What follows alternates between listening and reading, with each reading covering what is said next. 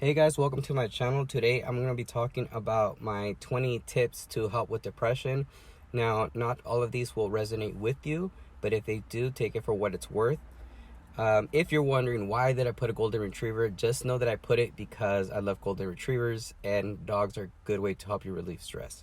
But anyways, let's get to it. My number one is to get counseling. And this is the most important tip I can give you, is to get counseling, because with a counselor or a therapist, however you want to put it, they'll be able to help dig deep what is the issue that's causing this depression.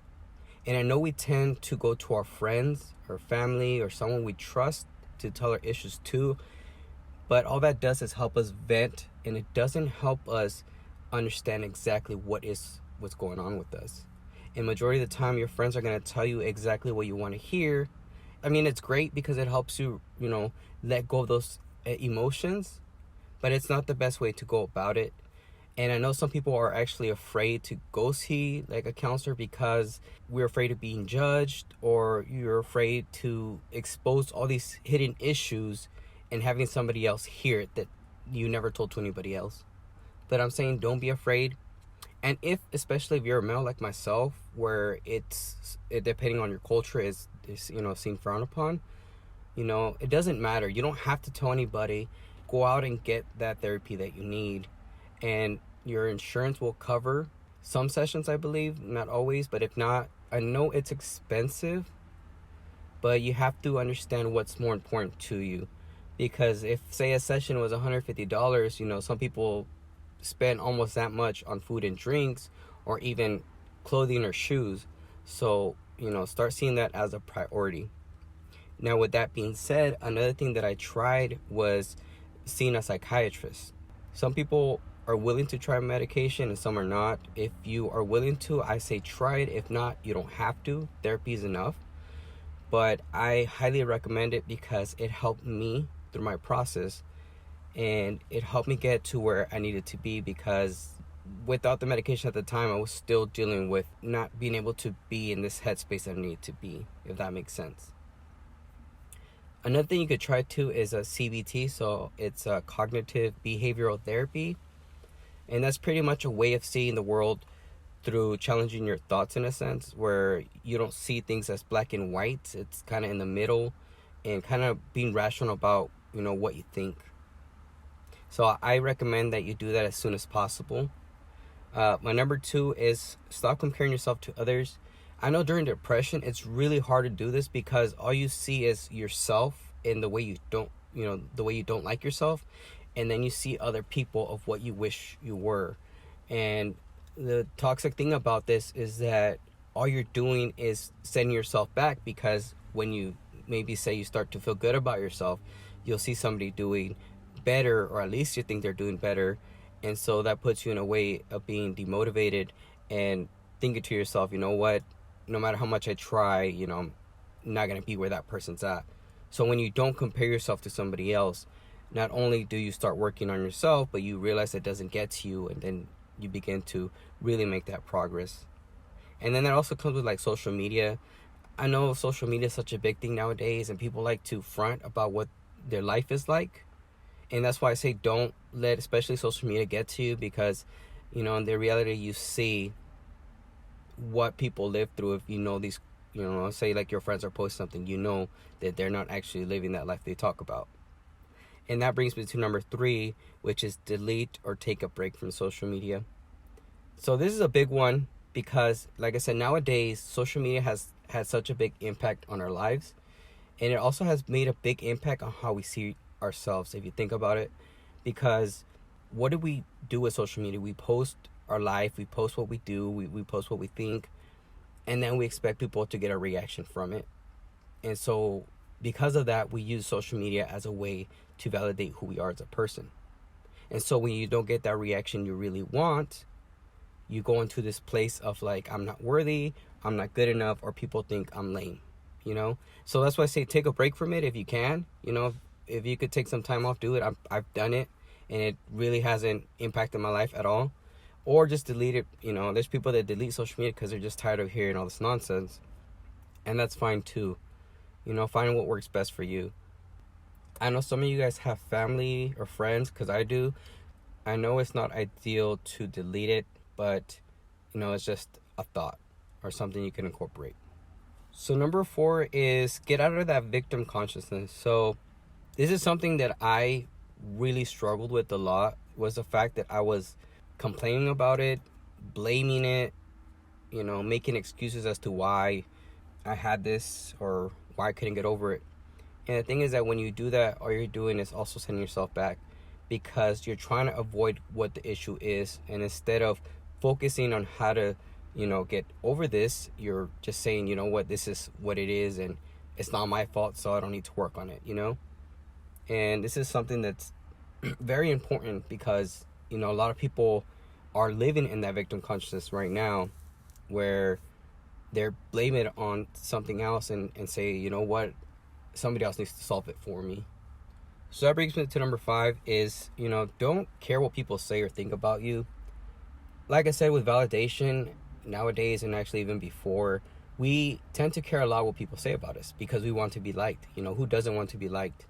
And so what people say about us or think about us is very important, because nobody wants to be in a world where nobody likes them in any way. And I could tell you that I personally went through this, where I tried to do favors for people just so they would like me, or they say good things about me, and I would have friends, because the way I saw my reality was that if I didn't have this, if nobody liked me, then I was going to be alone for the rest of my life, or nobody was ever going to want to be around me. But the real reality is that when you learn to be yourself, when you stop caring what people think about you, the right people will come to your life. And the right people will accept you for who you are, and will say what they need to say about you. So that being said, it takes me to number 6, and that is don't hate or be jealous of anyone because of their success. And for me, I would say I never hated on anybody. I just had jealousy, because I would see people that were doing better than me. And I didn't like that, because I was already in this dark space. And I didn't like the fact that I was in this dark space while other people were doing better. And I wanted to get out of this place, but I couldn't, and I was just mad at, like, wow, for example, when I was in the Marine Corps, I was still fulfilling my contract, but my friends were out getting their bachelor's degree. And that used to make me upset, because that was my end goal after my contract, was to go get my bachelor's degree. And I was just like, I'm getting old. They're already like 21, and I'm the same age, and they already have a bachelor's working on a master's, and I'm just like, I'm still here, but things take time. So that's the thing that I didn't realize then, and that's why I started getting out of that, mentality. I didn't feel jealousy anymore, and I know success takes time. It doesn't happen overnight. So number 7 is let go of any addictions that are used as coping mechanisms. From my personal experience, if you watched my story, I used alcohol to help me cope with this depression. Without alcohol, I felt I couldn't be the person I wanted to be. And I needed alcohol as a way to let that person come out, because, like I said, I wanted to fit in with people. And all that did was condition my brain to think that you need alcohol in order to be who you want to be. Otherwise, you can't be yourself. And that's what kept happening to me until I, finally let go of that. I know people try other drugs. I know weed's a big one as well. And like I said, it's the same thing. You're essentially just running away from your problems. You're not facing them. And so you're trying to numb the pain. And you're never going to get to where you need to be if you just keep ignoring it and trying to numb it. I've seen it through my own eyes, and I've experienced it as well. You can run away as much as you want, but one day you're going to have to face the issues. So number 8, surround yourself with positive people and let go of the negative people. So for me, I was a very negative person. I had my friend tell me that to my face. And I noticed that being around negative people, and considering the fact that I was negative, it just felt more comfortable. And that's because we're used to being negative. And in that time, I didn't see anything wrong with that, because I felt understood by the people that felt the same way I did. But I didn't realize that the effect that it had on me, such as me being in this position of wanting to be in that negativity. But when I was around people that were positive, I saw how it changed me as a person, because I started realizing that, wow, this is what I want to achieve. This is where I want to be as a positive person. And it kind of gave me motivation to get into that spot of being a positive person. And it was also kind of addicting if you think about it, being around people that make you feel good instead of being around the people that understand your pain. So number 9 is, it might be controversial to some of you guys. It's something that I highly recommend. It doesn't mean you have to follow, and some of you guys might not like this, but I really recommend that you don't date or get into a relationship. And that's because when you're depressed, you can still love, believe it or not, you can still love somebody even if you're depressed. However, you're getting the happiness from an external factor. Your partner, you'll feel that love towards your partner, but it doesn't matter how much you love them. When you're depressed, those issues are going to come up someday, or something might trigger a depression episode, and it's going to come up in the relationship. And I can say this because I've experienced it myself and I've seen it.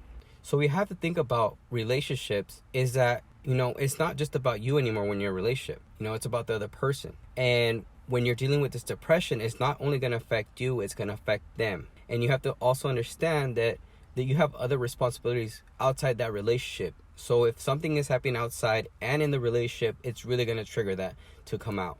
And I'm not saying it's not possible to date somebody while depressed, but it's a lot harder. And it's better for you to just focus on yourself and get yourself where you need to be before you start dating somebody or try and get into a relationship. Because at the end of the day, it's kind of used as a coping mechanism. If you think about it, you're trying to cover up the pain. And trust me, guys, okay, I know that being in relationships is fun and great, but it's more important to take care of yourself, because when you start taking care of yourself and you get to where you need to be, you can live a more fulfilling relationship because you have no baggage to stop you from being that person you want to be, and therefore, not causing any problems. So number 10 is to learn to let go of self-doubt, fear, or worry. And I know self-doubt is derived from either our childhood, our teen years, or adulthood, because somewhere, some point, we felt like our self-worth wasn't enough to someone. And then we have fear. Fear is an acronym that I learned in school, which they stands for false evidence appearing real. And anytime we fear anything, it's because of we're thinking in the future, what might happen, and we fear that being true. And so that's something that is hard to comprehend when you're dealing with depression, because everything's amplified, but it's something to think about. And then worry, try not to worry about things, because remember, everything happens for a reason, and these things take time, and there's no point in wasting your energy and worrying about things that you can't change at this time. So all because you're feeling depressed doesn't mean you should worry that you're never going to get through it. Just focus on, I'm depressed and I'm working towards getting where I need to be. So number 11 is find your internal happiness, not your external. One thing that I did, and a lot of people do, is that we try to find an external factor to make us happy, because it's a lot easier, and we've been conditioned to do that. We've been told, buy a new car, it'll make you happy, or buy this new shirt or new shoes, whatever. But all that does is give us a temporary feeling of happiness, and it fades away once you got used to it. And that's a problem that I had as well. But the problem was that I was basing, for me, my internal happiness on a relationship that I had, and I was using that as a way to make me happy. But in reality, it did it. So that's why you have to focus on your internal happiness. What about yourself? This comes from loving yourself, and which is one of the hardest things to do, because we've been so brainwashed to think that we're never good enough because there's a standard of perfect created by society. But when you learn to let that all go, you learn to finally accept yourself, because you're no longer comparing yourself to what people say you're supposed to be. And it also comes from a sense of having gratitude for, what you have. Being thankful that you're where you're at, maybe depressed, but you know what, I'm not in this position of losing my home or being homeless. And it also comes with appreciation, taking appreciation for everything that you see or have. And it's really hard to come in that place because we're so busy with our lives. But making an attempt to see that every day really changes, your perspective of things. And therefore, you're beginning to be in that present and really learning to love things around you. And when you start, like I said, focusing on yourself as well, you start to love yourself and understand that, you yourself are a great person. So number 12, be active. Try working out or try getting out at least, and then learn some healthy eating habits. Before, I even got into fitness, or should I say my dieting, I was eating like shit in the Marine Corps. I was physically fit, but I was eating like shit. And when you eat like shit, you're not getting the right fuel to really get you where you need to be. And when I got out of the Marine Corps and I really pursued this fitness journey of mine, I failed so many times, but I learned how to eat healthy, and I incorporated that into my lifestyle and my fitness, and my life completely changed because I was in this position of being focused. While I was at school, I was really focused. I was in a better emotional state. And that's what really changed my life, because I was finally able to live the life that I was wanting to live, and in a good, headspace, not being stuck in this I hate my life mode. And so that's very important, because working out is really good for your body, and eating healthy is giving your brain the right fuel that it needs. So number 13 is set goals. One thing that I noticed when I was dealing with depression was the fact that even though I was depressed, I still set goals for myself, because in my situation, it was looked frowned upon. So I didn't want people to think that I couldn't do anything. And also, people judged you for being depressed. They thought you couldn't do anything. So I had something to prove, that even if I'm depressed, I'm going to complete and fulfill the things that I want to do. And so that's why I set goals for myself. And that's what kind of kept me in check, was that knowing that I had to complete these goals that I wanted to pursue. So that leads me to number 14, and that is create an action plan for what you want to change and how you will get there. For example, if your goal was to beat depression, how are you going to do it? What steps do you need to take? You can't just say, I want to beat depression, but not have any steps on how to get there. You have to figure out what is it you need to do in order to get there. And that's very important. So number 15 would be meditation or yoga or praying or all together. And this year, I've finally incorporated meditation and yoga, and I realized how relaxing it was. It was because of a class that I did for stress management, and where I learned how to, do it correctly. And I would always come out really relaxed. I wouldn't be stressed anymore from all the school workload. And it's just like I was in such a better mood and a better place. And, many years ago, I made fun of it. I knew it existed. I just made fun of it because I thought it was lame. But until this year that I actually started doing it. As far as praying, if you believe in a religion, it's also a great, thing to do. Being connected to whatever God that you believe in. And that's something that's helped me as well. I was always close to God, but I've become a lot closer to him because of, what I went through and what has gone in my life. And even though sometimes you feel that they're not there, they are. So it's something that you can also incorporate it. It also has, I've asked him for strength, and believe it or not, it does help. I do feel in a better place because, I reach out to who I believe, which is God. So number 16 is challenging your thoughts. And this one's very, very important because it's something that I struggled with so many years, and it's something that I never really took time to think about it. And it wasn't until I found Dr. Joe Dispenza's work that it really made me think, how our thoughts literally create our reality, or your thoughts literally make you sick. And it's just like back then in depression, all I had was negative thoughts. And what those negative thoughts do was make me kind of feel what that event would feel like if it was happening in real life. And so I always had this negative mindset, and that's what kept sending me back. But, you guys should definitely watch this video. I'll post a link below so you guys can really dig deep into what he's saying, because it's better that you listen to what he has to say over what I have to say. So number 17 is positive affirmations. So this is something that, we don't really do when we're depressed because we're so stuck in this negative mindset. And this is something that has helped me in the past, and now it's helped me in the future, and it's something that I always do because sometimes we go into this position of not believing in ourselves. Some positive affirmation you could say to yourself is, I'm proud of myself. People don't say that.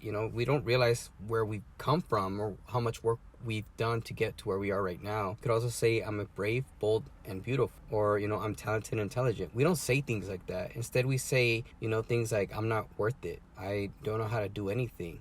And it's just like things that we're always constantly attacking ourselves. So instead, reframe your thoughts. Reframe those bad words with the positive ones. So number 18 is, don't ever give up. Suicide is not the answer.